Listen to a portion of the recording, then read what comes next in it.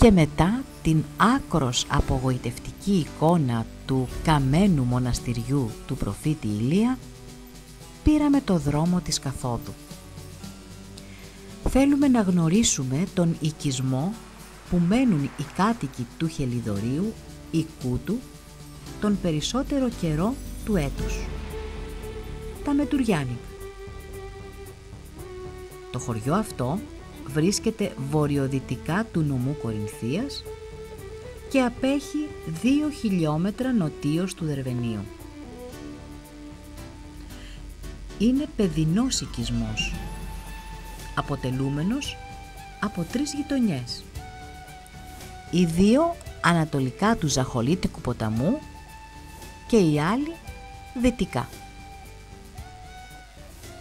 Στην απογραφή του 2001 αριθμούσε 306 κατοίκους. Σήμερα έχουν απομείνει πολύ λιγότεροι.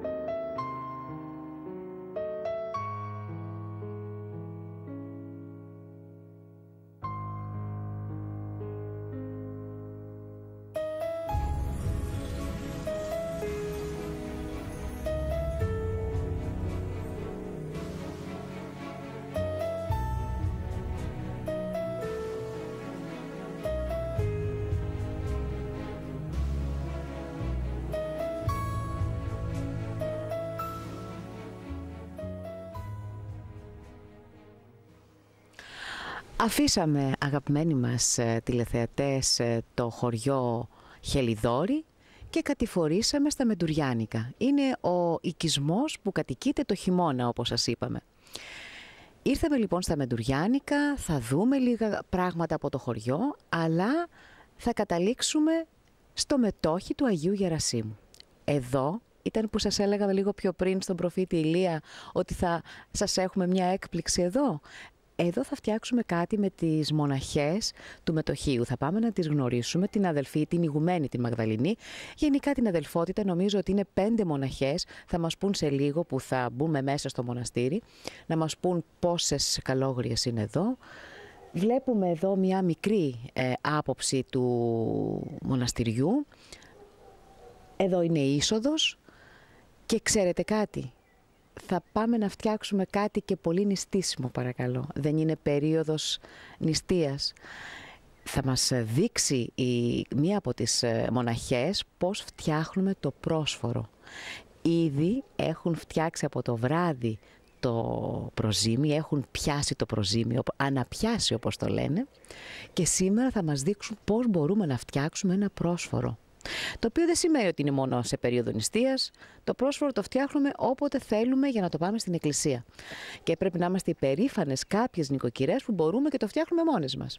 Εδώ λοιπόν στο Μετόχι θα μας δείξουν οι αδελφές πώς μπορούμε να φτιάχνουμε ένα πρόσφορο. Αλλά μπορεί να μας δείξουν και άλλα πράγματα. Πώς μπορούμε να φτιάχνουμε κάτι νηστίσιμο. Δεν ξέρω, ο χρόνος θα δείξει αν έχει χρόνο η εκπομπή μας περισσότερο για να δείξουμε για κάποια πράγματα πιο πολλά. Λοιπόν, πάμε μέσα, θα γνωρίσουμε βέβαια και τις αδελφές, θα επισκεφθούμε και τον Άγιο Γεράσιμο, την εκκλησία του Αγίου Γερασίμου, και έχουμε πολλά ακόμα να δούμε. Λοιπόν, για να μην σας κάνουμε να περιμένετε, γιατί εδώ που τα λέμε, πολλή ώρα έχει κρατήσει αυτή η διαδρομή, έτσι, να πάμε πρώτα στο χωριό επάνω, στο Κούτο, στο Χελιδόρι, να κατέβουμε εδώ στα Μεντουριάνικα, να μιλήσουμε με τόσο κόσμο. Εδώ όμως οι αδελφές περιμένουν εδώ στο Μετόχι.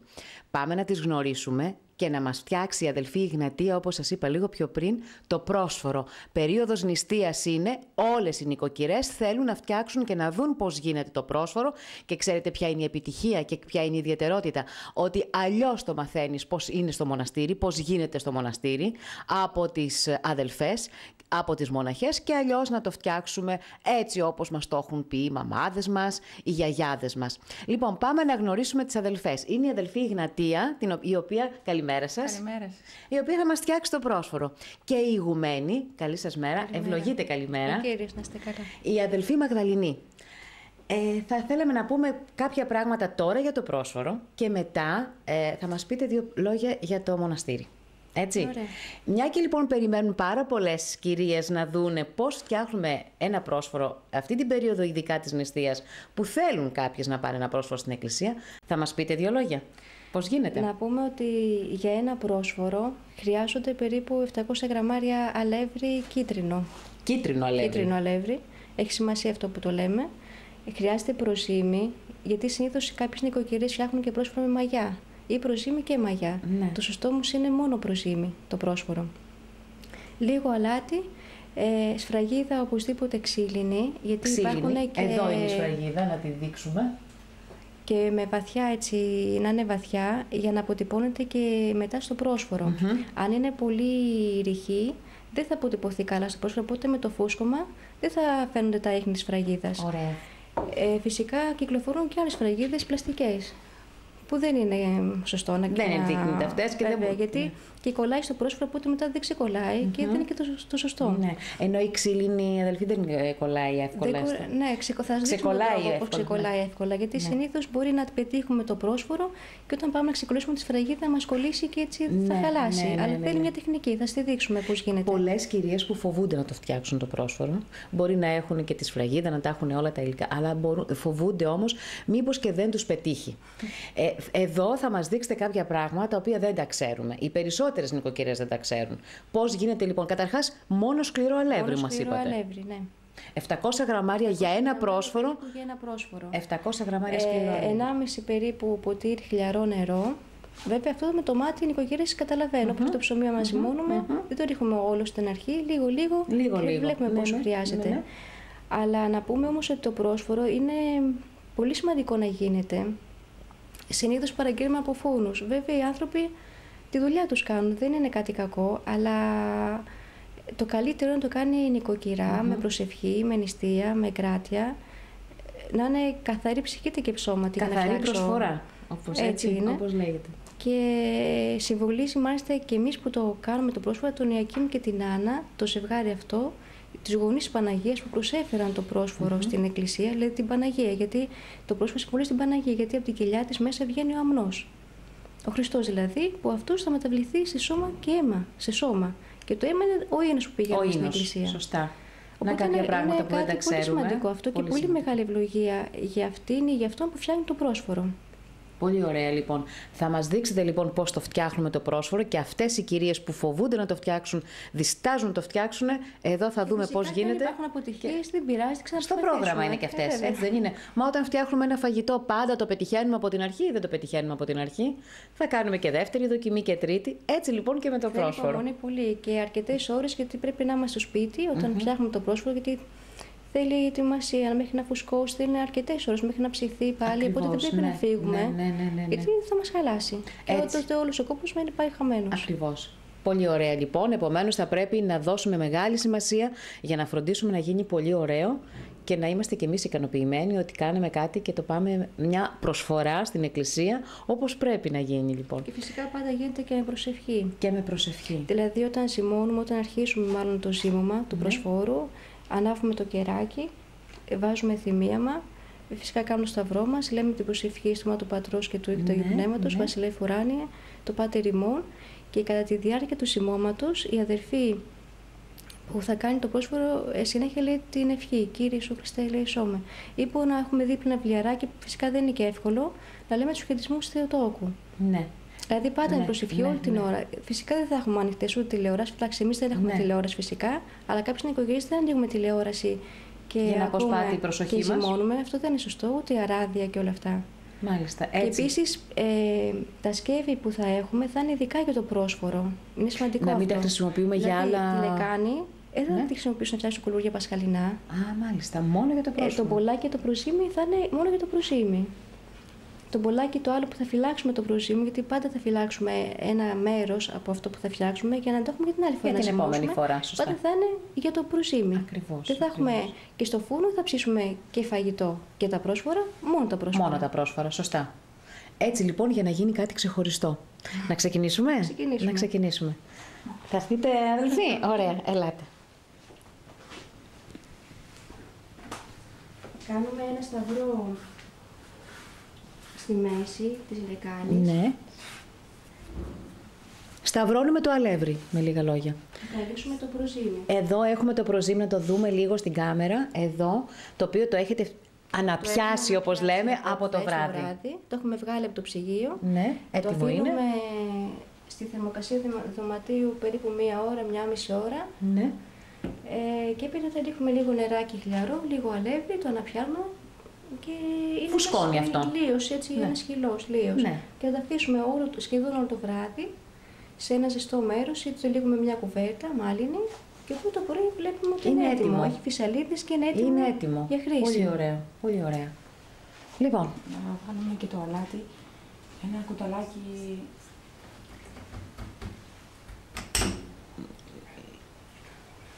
Ναι, μόνο που θα πάτε λίγο πιο εκεί, έτσι, ή να τραβήξουμε λίγο, έτσι, εκεί. Για να είσαστε, για να σας παίρνει ακριβώς πώς το φτιάχνετε. Βάζετε ένα κουταλάκι αλάτι μέσα στο προζύμι.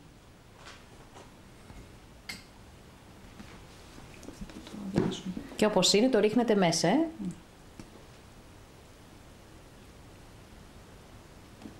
Αν θέλουμε να φτιάξουμε 2 πρόσφορα, διπλασιάζουμε τη δόση. Τη δόση, ναι. Αυτό είναι μόνο για ένα. Α, μόνο για ένα.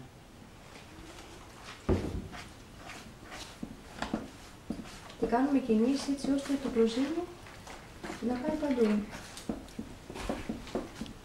Να πάρει όλο το αλεύρι. Α, θα χρειαστεί και νεράκι. Μπορεί να χρειαστεί και νεράκι. Χλιαρό νερό είπατε, έτσι. Νερό, ναι.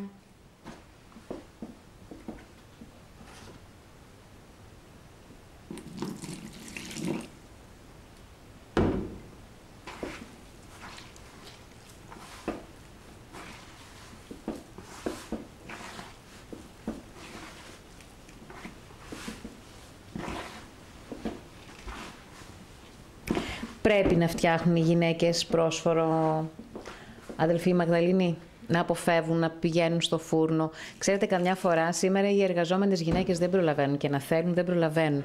Και αναγκαστικά, από το να μην πάνε καθόλου, εσείς πώς το βλέπετε?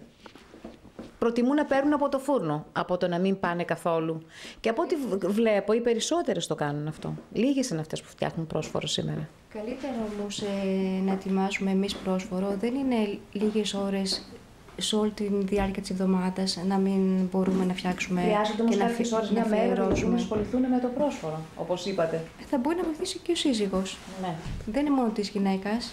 Μπορεί να βοηθήσει και ο σύζυγος σε αυτό. Ναι. Είναι στο ψήσιμο, είναι να το προσέχει, να το πότε θα φουσκώσει. Και οπότε η γυναίκα μπορεί να κάνει και άλλες δουλειές. Μάλιστα. Αν και οι δύο μαζί συνεργαστούν, γιατί φυσικά το πρόγραμμα της οικογένειας σήμερα έχει αλλάξει κατά πολύ. Σίγουρα. Αλλά πρέπει όμως, γιατί είναι μεγάλη ευλογία, να αφιερώσουμε κάποιες ώρες, γιατί ευλογία. από αυτό το πρόσωπο που θα πάμε εμείς στην εκκλησία θα γίνει Θεία Λειτουργία. Θα γίνει Θεία Λειτουργία, σωστά. Είναι το ίδιο από ένα βέβαια. βαρεστό. Έχετε απόλυτο δίκιο. Και μόνο να το σκεφτούμε έτσι λογικά. Το νεράκι το ρίχνουμε λίγο-λίγο για να μην μας γίνει και πολύ μεγάλο. Ναι, λίγο-λίγο.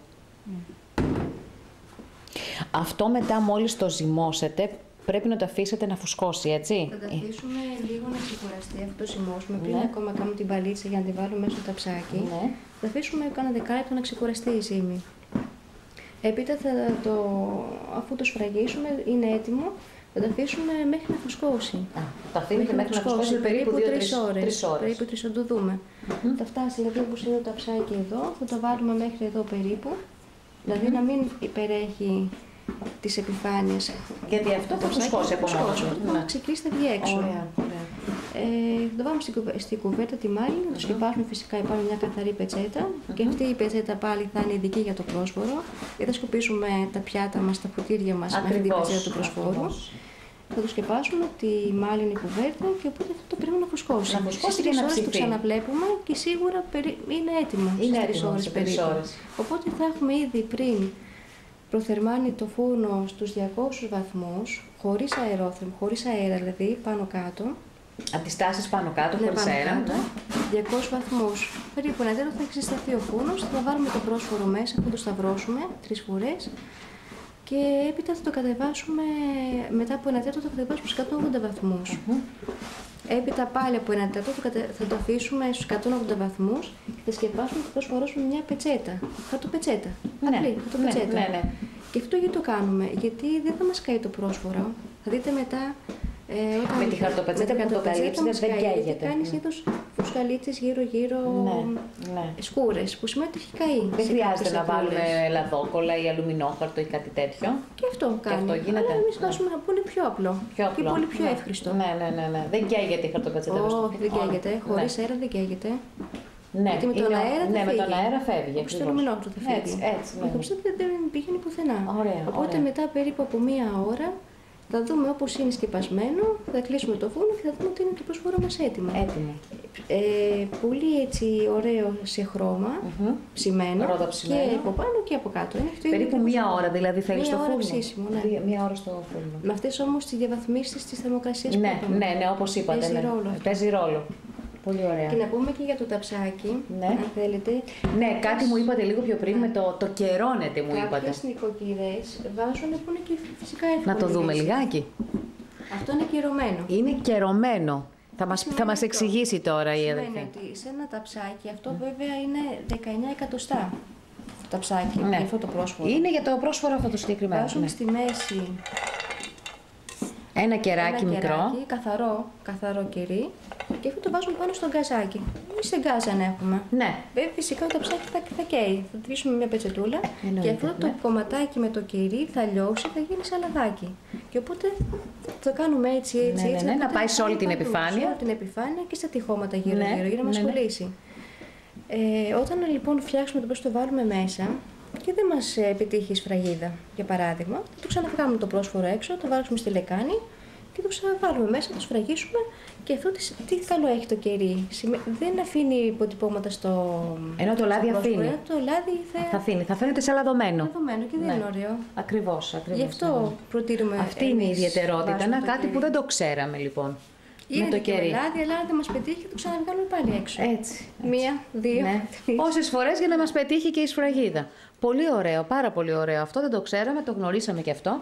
Έτοιμο, δεν έχει Είμαστε σε ένα στάδιο τώρα που το αφήνουμε λίγο να ξεκουραστεί. 5-10 λεπτά. Θα το αφήσουμε λίγο να ξεκουραστεί και μετά θα το βάλουμε στο ταψάκι, Στον πάγκο. Στον πάγκο. Να παίρνει τελική μορφή. Α, εκεί το πλάθετε με λίγα λόγια. Γίνεται πιο άσπρο, πιο λίο. Εδώ το ζυμώσατε και εκεί θα το πλάσετε, θα του δώσετε την τελική του μορφή. Και μετά, όταν θα το βάλετε μέσα στο ταψάκι, μετά θα πατήσετε τη σφραγίδα, έτσι.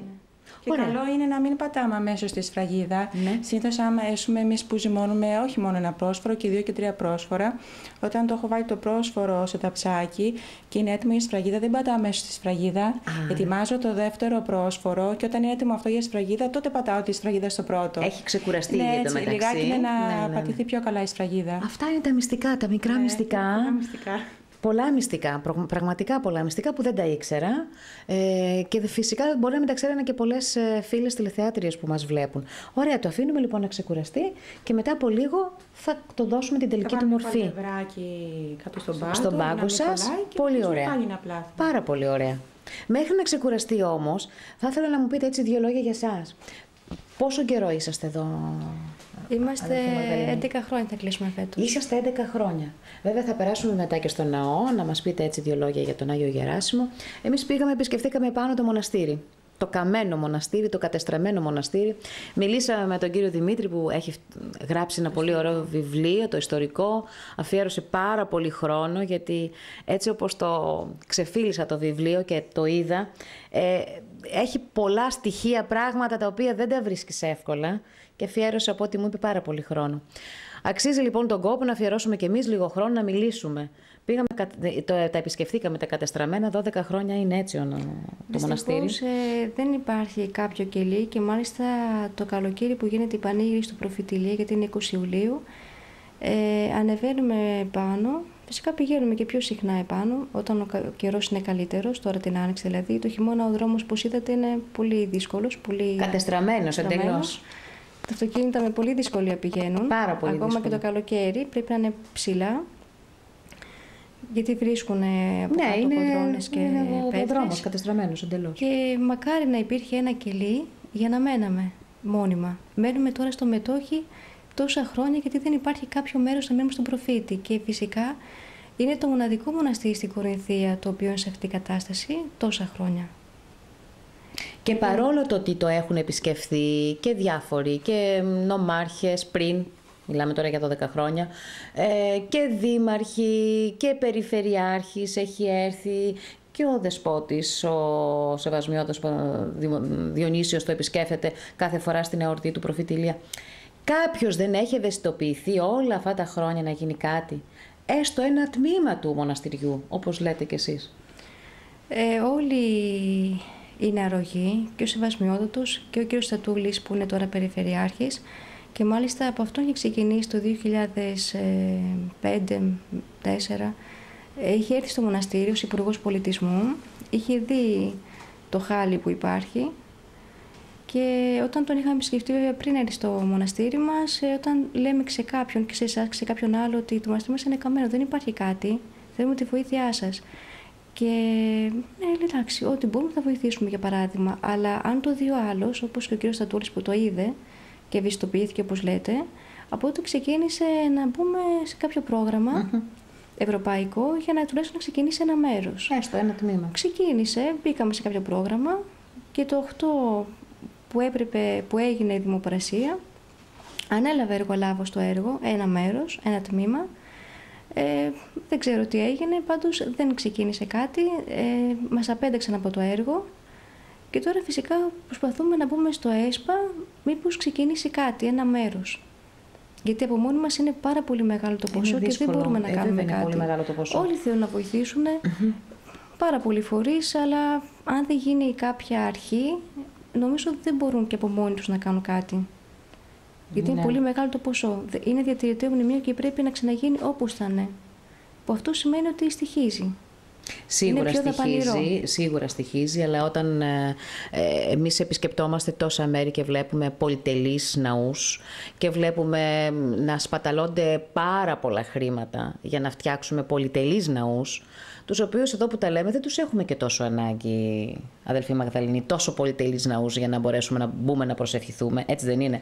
Πόσο μάλλον λοιπόν ένα εξοκλήσι, πόσο μάλλον ο προφήτης Ηλίας, γιατί είναι ιστορικό μοναστήρι, να μην μπορέσουν να βγουν κάποια κονδύλια για το συγκεκριμένο έργο. Να γίνει αυτό το έργο, γιατί είναι, όπως είπατε, εγώ τουλάχιστον επειδή δεν είχα ακούσει πάρα πολλά για αυτό το μοναστήρι, δεν το είχα επισκεφθεί, έχω διαβάσει όμως και πραγματικά είναι ένα στολίδι εδώ για την περιοχή, αλλά και για το νομό μας, φαντάζομαι, γιατί είναι σε ένα πάρα πολύ σε εξαίσιο σημείο, έχει μια πάρα πολύ ωραία θέα και γενικά είναι και ιστορικός ο τόπος εκεί, το μοναστήρι το ίδιο. Κρίμα λοιπόν να μην βρεθούν κάποια κονδύλια για να μπορέσουν να το φτιάξουν. Με την εκπομπή σας και με όσους ανθρώπους έχετε και εδώ στο Μετόχι μας, γιατί εμείς μένουμε χειμώνα καλοκαίρι πλέον εδώ στο Μετόχι.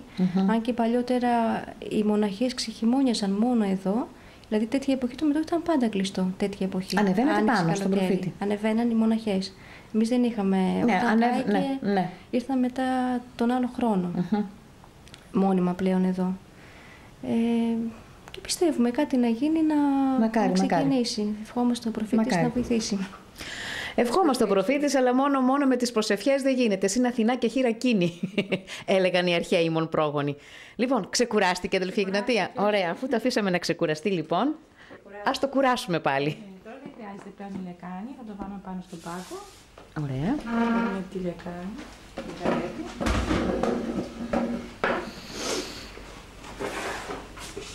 Και είπαμε πριν ότι το αλεύρι που θα χρησιμοποιήσουμε το κοσκινίζουμε πρώτα, πάντα. Το κοσκινίζουμε πρώτα. Ναι. Και σκληρό αλεύρι, κίτρινο είπαμε. Και με ειδικό κόσκινο. Ναι, για με τη σίτα. Ναι. Αυτή είναι η σίτα που κοσκινίζουμε το αλεύρι. Ωραία.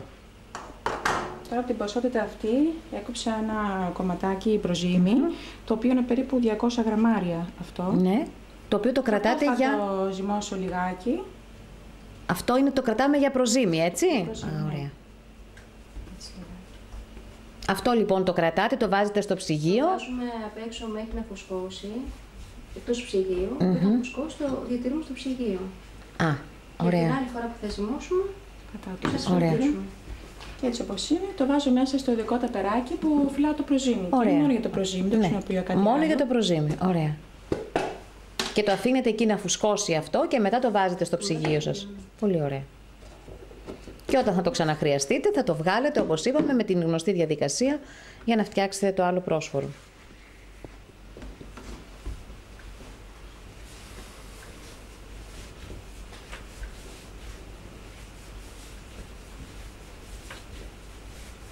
Και το αλεύρι αυτό που χρησιμοποιείτε για να το πλάσατε, το ίδιο αλεύρι είναι, έτσι? Το ίδιο αλεύρι.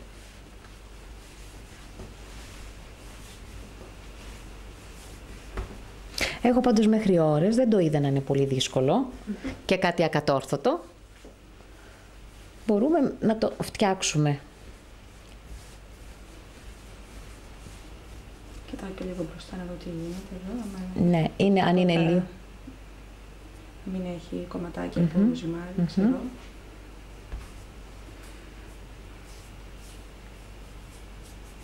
Εδώ στο μοναστήρι κάθε πότε λειτουργεί ο ιερέας?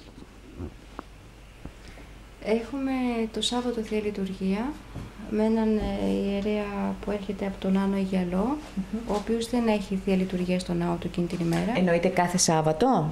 Σχεδόν κάθε Σάββατο, εκτός των μεγάλων εορτών που θα λειτουργεί στην ενορία του.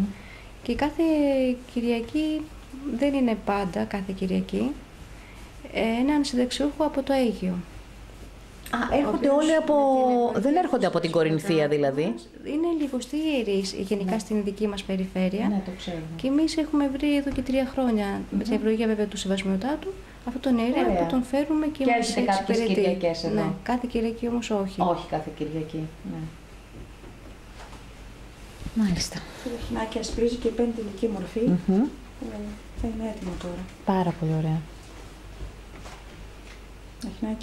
Ναι, έχει πάρει μια λία επιφάνεια, είναι η λία επιφάνειά του, οπότε το βάζετε κατευθείαν μετά. Σιγά και θα πάρει τη δική μορφή τώρα.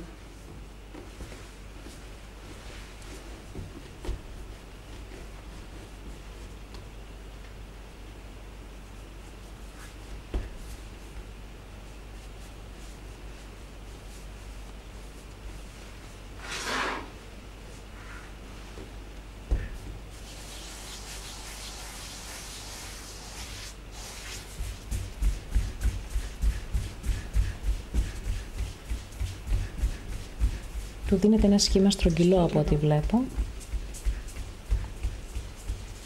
έχει ελαφρώς λίγο αλευράκι. Ναι. Θα πρέπει να έχει ή... Ελαφρώς. Ελαφρώς, ναι.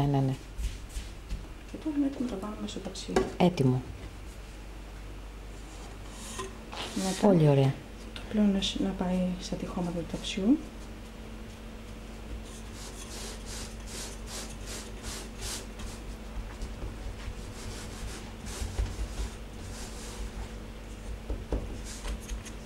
Πολύ ωραία. Είμαστε έτοιμοι για τη σφραγίδα. Έτοιμοι, και τώρα ήρθαμε για το πιο δύσκολο πράγμα που μπορούμε να κάνουμε, που οι περισσότερες νοικοκυρές το φοβούνται, είναι Τώρα προληπτικά βάζω λίγο αλευράκι στα τυχώματα, μήπως. για να μην κολλήσει. Λίγο ίσα που... Ήρθε η ώρα λοιπόν να πατήσουμε τη σφραγίδα. Λοιπόν. Σταυρώνω το ταψάκι 3 φορές. Λέτε για κάποια ευχή, έτσι, κάποια προσευχή. Άξιο εστίος αληθώς. Άξιον εστίος αληθώς, ωραία. Και κοιτάω να... Κοιτάμε καταρχάς να είναι Ιησούς Χριστός αυτό, γιατί καμιά φορά το βάζουν ανάποδα. Πολλές φορές που κάποιες κυρίες μπορεί να μην το προσέξουν, και να τη βάλουν τη σφραγίδα και να είναι ανάποδα. Επομένως, ανάποδα εννοώ να είναι στροφή, να μην είναι όπως ακριβώς εδώ Ιησούς Χριστός, όπως φαίνεται. Δεν ξέρω αν το βλέπει η κάμερα. Έτσι. Αυτό πρέπει να το προσέξουμε λοιπόν. Και αρχινάω να πατάω σιγά σιγά πρώτα. Σιγά σιγά πρώτα. Και κοιτάω δεξιά, αριστερά, πάνω κάτω να δω είναι στη μέση. Έχει εδώ πιο πολύ σημάδι, το πιο λίγο κοιτάω. Ναι. Το αφήνω, κοιτάω λίγο. Θέλει λίγο πιο εδώ. Το πάω ελαφρώς προς τα δεξιά. Τώρα κοιτάω ότι είναι εντάξει. Και αφού είμαι σίγουρη ότι είναι εντάξει, πατάω πιο δυνατά. Και με τα 2 χέρια. Θέλει λίγη δύναμη εδώ, ναι.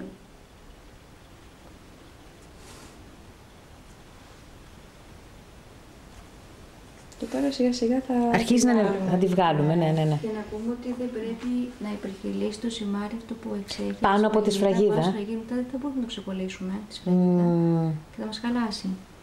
Δεν θα πρέπει δηλαδή να ξεχυλήσει πάνω από τη σφραγίδα. Μπορεί να υπερχειλήσει, άμα το πατήσουμε πιο δυνατά ακόμα, θα υπερχειλήσει πάνω στη σφραγίδα. Ναι, και θα κολλήσει και δεν θα μπορεί να βγαίνει μετά η σφραγίδα. Ωραία. Και τώρα σιγά σιγά η αδελφή θα το σηκώνει λίγο τη σφραγίδα, χωρίς να την βγάλει κατευθείαν. Ναι. Σιγά σιγά. Για να μπορέσει να βγει όλη η σφραγίδα. Για να δούμε την τεχνική, αδελφή. Θέλει δεξιά, αριστερά, σιγά σιγά, για να περνάει σιγά σιγά ο αέρας μέσα. Και τώρα πιο δυνατά. Πριν το έκανα λίγο πιο απαλά. Τώρα πιο δυνατά. Ναι, τώρα θέλει... Όσο βλέπω ότι ξεκολλάει, βάζω πιο πολύ. Αυτό είναι. Πάρα πολύ ωραία. Και μετά φτιάχνουμε λίγο εδώ τα... Ναι, θα το δείξει και η κάμερα τώρα, ναι. Έτσι λίγο. Μας ενδιαφέρει να φαίνεται πάρα πολύ καλά η σφραγίδα. Βλέπω πάρα πολλά πρόσφορα τα έτοιμα, τα αγοραστά, αδελφή Μαγδαληνή. Τα οποία πάρα πολύ ωραία. Πάρα πολύ ωραία. Που δεν φαίνεται καθόλου η σφραγίδα. Δεν μπορεί ο ιερέας να προσκομίσει με αυτό το πρόσφορο. Δεν μπορεί. Αφενός είναι πολύ μαλακό, γιατί το αλεύρι δεν είναι κίτρινο. Ναι. Και δεν μπορεί να προσκομίσει. Και αυτό το πρόσφορο που θα το ψήσουμε σήμερα, δεν το πάμε αύριο να προσκομιστεί. Θα το αφήσουμε 2 μέρες. Οπότε θα σκληρύνει λίγο. Να σκληρύνει λίγο για να μπορέσει να το προσκομίσουμε. Σωστά. Να προσκομίσει, να βγάλει τον αμνό. Ο αμνός είναι αυτό, Ιησούς Χριστός νικά. Ναι, ακριβώς. Το εσωτερικό. Εδώ το τριγωνάκι αυτό συμβολίζει την Παναγία. Για πέστε μας λίγο τους συμβολισμούς της σφραγίδας. Ιησούς Χριστός νικά είναι ο Χριστός. Το τριγωνάκι αυτό, ο Μήτρη Θεού, είναι η μερίδα της Παναγίας. Και τα 9 τριγωνάκια που βλέπουμε από εδώ είναι τα τάγματα των Αγγέλων και των Αγίων. Αυτά θα πάνε στο Άγιο Δισκάριο, όπου οι ιερείς με τελετουργικό τρόπο θα πει τις ανάλογες ευχές. Θα τα βάλει πάνω στο Άγιο Δισκάριο με τη σειρά. Πρώτα τον αμνό, έπειτα την Παναγία και έπειτα τα τάγματα των Αγίων και των Αγγέλων. Και έπειτα από το πρόσφορο αυτό που πηγαίνουμε εμείς στην Εκκλησία, θα μνημονευτούν και τα ονόματα που θα έχουμε δώσει μαζί με το πρόσφορο.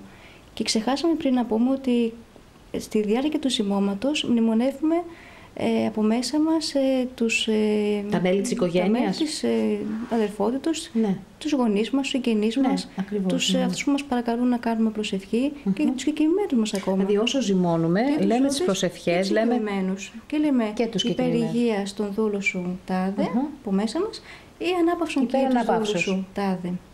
Και αυτό το χαρτάκι το πηγαίνουμε στην εκκλησία. Στην εκκλησία. Οπότε δεν είναι πολύ σημαντικό να ζυμώνουμε πρόσφορο. Και οπότε αυτά τα ψιγουλάκια που θα βγάλει μετά ο ιερέας, τα ονόματα δηλαδή που μνημονεύει, αυτά θα μπουν στο Άγιο Ποτήριο και θα αγιαστούν με το τίμιο αίμα του Χριστού. Είναι πολύ σημαντικά πράγματα αυτά τα οποία δεν τα ξέρουμε οι περισσότεροι. Απλά παίρνουμε ένα πρόσφορο, το πηγαίνουμε, απλά να λέμε ότι πάμε ένα πρόσφορο. Αλλά κοιτάξτε να δείτε πόσους συμβολισμούς μάθαμε σήμερα. Πόσους συμβολισμούς. Και νομίζω, γιατί εγώ θυμάμαι από τη μητέρα μου που έκανε τους 12 Αποστόλους. Ή κάνω λάθος? Τώρα... Το τρυπάτε τώρα ή το τρυπάτε μετά μόλις? Τώρα, ναι. Θα το τρυπήσουμε βέβαια σε σημεία εδώ που δεν θα χαλάσουμε τα αποτυπώματα της φραγίδας. Ναι. Δηλαδή εδώ. Ή μια εντογλυφίδα με ένα καλαμάκι. Ναι, ή με το καλαμάκι το από... Ναι.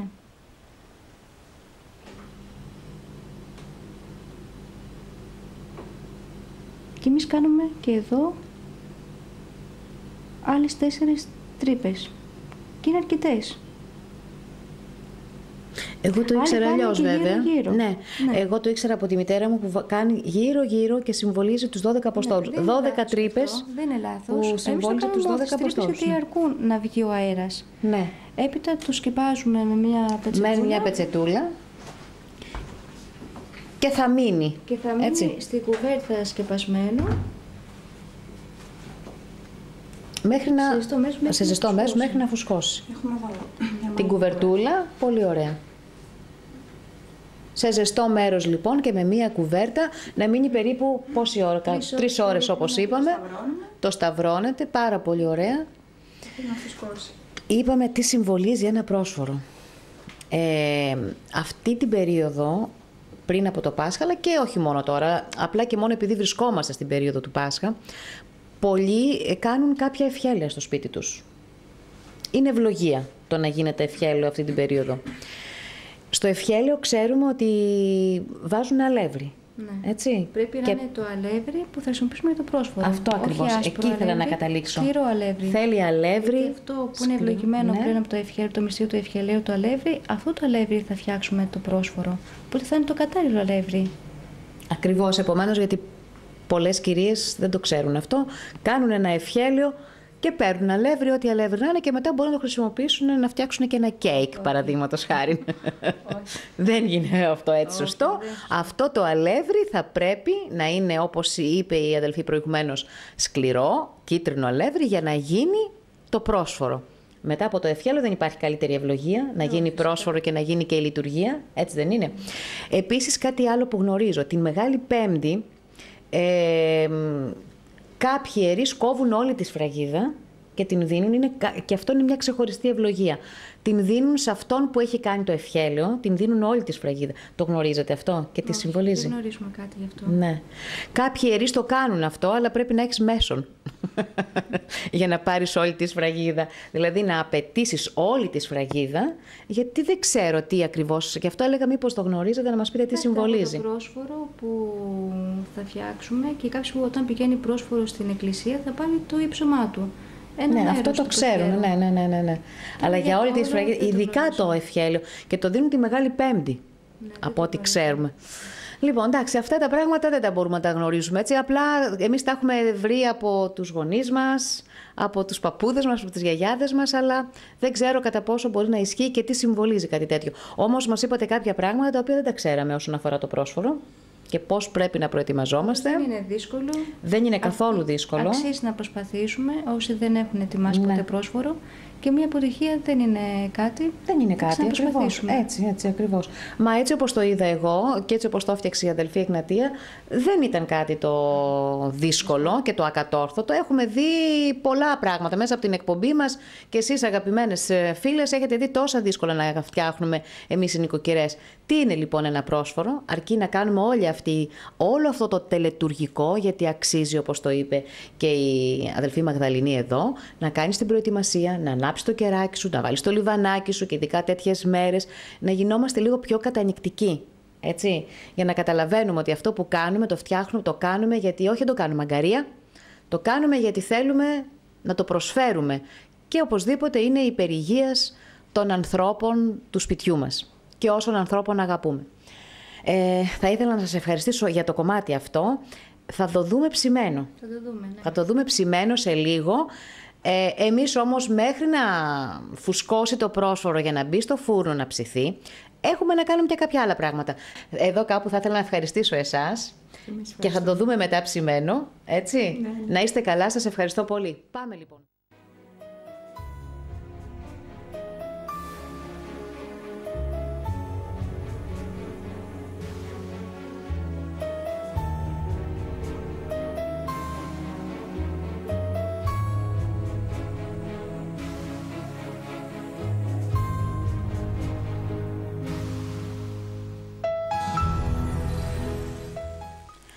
Αφήνουμε για λίγο το μετόχι του Αγίου Γερασίμου και την αδελφότητα για να ανηφορήσουμε το δρόμο που οδηγεί στην κεντρική εκκλησία του χωριού, την μεταμόρφωση του Σωτήρος. Αμέσως μετά θα επιστρέψουμε και πάλι στο μετόχι.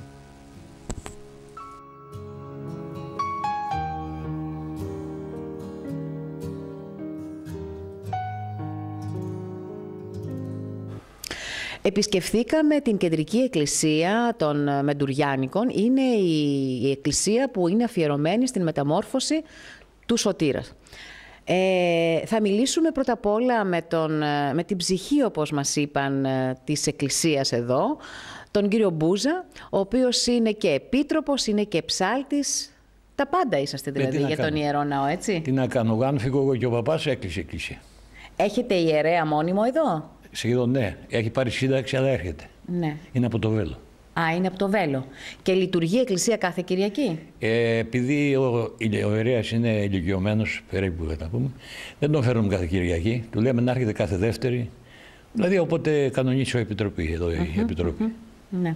Βλέπουμε ότι είναι μια πάρα πολύ καλοδιατηρημένη εκκλησία. Εννοείται. Βέβαια τα ιστορικά τα περισσότερα θα μας τα πει ο κύριος Χρήστος εδώ πέρα, που είναι γνώστης των πάντων, όπως μας ξενάγησε απίθανα στον Άγιο Νικόλαο. Για πέστε μας δύο λόγια, κύριε Μπούζα. Εδώ πέρα είσαστε εσείς και ψάλτης, είσαστε και επίτροπος. Και νεοκόρος και επίτροπος και τα πάντα. Σας αρέσει δηλαδή να ασχολείστε με την εκκλησία γενικώς, ή δεν υπάρχει κάποιος άλλος να ασχοληθεί? Για να πω να καθαρίσω στην εκκλησία, πρέπει να έρθουν δύο γυναίκες. Γυναίκες έρχονται. Είναι δύο επίτροπες γυναίκες. Ναι, επιτρόπισσες. Επιτρόπισσες, η οποία η μία σχεδόν έρχεται συνέχεια. Και εγώ. Άλλος δεν ενδιαφέρεται για την εκκλησία. Που να έρθει πει από Κυριακή ότι ξέρεις, θα πάω στην εκκλησία να καθαρίσω. Δώσουν τα κλειδιά, δεν έρχεται κανένας. Δεν μαζεύονται εδώ οι γυναίκες του χωριού να πούν ότι εντάξει, όταν υπάρχει μια γιορτή, όταν υπάρχει μια λειτουργία, να ξέρουν να έρθουν η καθεμία να έρθει να κάνει κάτι μέσα στην εκκλησία. Άλλη να σκουπίσει, άλλη να καθαρίσει, να κάνει κάτι. Όχι. Όχι. Και έτσι τα αναλαμβάνετε όλα μόνος σας, Μόνος με τη γυναίκα που είναι επίτροπος η μία. Ναι. Και η άλλη έρχεται, δεν μπορώ να πω, έρχεται και η άλλη. Τίποτα άλλο. Την καθαριότητα την κάνω σχεδόν από χρόνια πρωτού μπουν οι γυναίκες, την έκανα μόνος μου. Καθαρίσω τα στασίδια, να καθαρίσω τις καρέκλες, να σκουπίσω, τα πάντα. Κάθε Σαββάτο ερχόμουν και καθάριζα, ας πούμε. Σας αρέσει? Έτσι. Και ασχολείστε, βέβαια. Είσαστε αγρότης, ναι, είσαστε μόνιμος κάτοικος εδώ στα Μεντουριάνικα. Είσαστε και πάνω, έχετε στον κούτο ή όχι? Είσαστε διπλοκάτοικος? Εσείς είσαστε μόνιμος εδώ. Ωραία, πολύ ωραία. Και από ό,τι βλέπω την έχετε έτοιμη, γιατί νομίζω ότι την Κυριακή έχετε κάποια λειτουργία. Ναι, είχαμε μνημόσυνο προχθές και την Κυριακή έχουν πάλι άλλο μνημόσυνο, γι' αυτό δεν βγάλαμε το τραπέζι. Το Πάσχα θα λειτουργήσει εδώ κανονικά όλη τη Μεγάλη Εβδομάδα? Αυτό θα το συζητήσουμε τις επιτρόπισσες. Ναι. Οι επιτρόπισσες είναι που αναλαμβάνουν οι γυναίκες, έτσι. Κοιτάξτε να δείτε, εδώ αν πούμε Κυριακή βράδυ, Δευτέρα, Τρίτη, Τετάρτη, θα έρχονται 5 ανθρώποι, το πολύ 10, Ναι. Να φέρνουν τον παπά από το Βέλο, να έρχεται κρίμα, εδώ. Δεν είναι? Είναι κρίμα. Λοιπόν, θα κανονίσουμε να τον φέρνουμε είτε μέρα παραμέρα, είτε μετά από 2 μέρες, μέχρι την Τετάρτη. Την Πέμπτη, Παρασκευή, Σαββάτο θα κάνουν κανονικά. Μάλιστα. Πολύ ωραία. Αν έχουμε υγεία, βέβαια. Φυσικά. Εγώ να σας ευχηθώ καλή δύναμη να έχετε. Ευχαριστώ να είσαστε πολύ. πάντα έτσι με όλους αυτούς τους ρόλους που έχετε, ψάλτης, επίτροπος, νεοκόρος. Γιατί νομίζω ότι καλά το είπα, ότι είσαστε